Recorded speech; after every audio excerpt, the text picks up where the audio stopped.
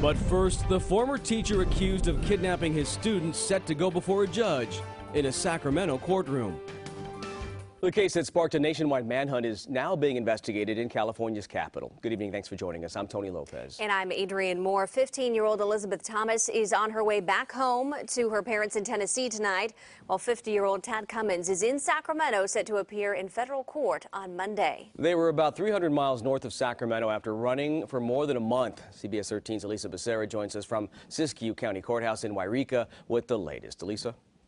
A surprising day in court as Tad Cummins never stepped foot in the courtroom, but rather was taken away by federal agents. Tad Cummins will now make his first court appearance in federal court in Sacramento. At 8:50 this morning, federal agents served a warrant issued out of Tennessee. They have taken him into federal custody. He will not be arraigned this morning. The warrant charges Cummins with transporting a minor across state lines and criminal sexual activity.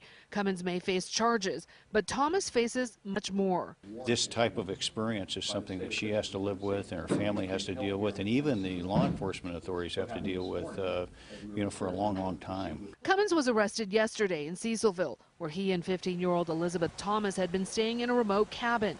Cummins was taken into custody without incident and reportedly told law enforcement he was happy it was over. Sheriff John Lope says both Cummins and Thomas were talking. Thomas seemed to be on an emotional roller coaster. At times she was stoic, at times she was emotional, like sometimes she even cried, sometimes she laughed. Thomas spent the night in Sacramento, where she was cared for. Cummins remains in federal custody in Sacramento. Again, Cummins will be arraigned in federal court on Monday in Sacramento. Back to you. And we'll, of course, be there to bring you the very latest developments in this case. Again, the arraignment Monday as he's been moved to Sacramento.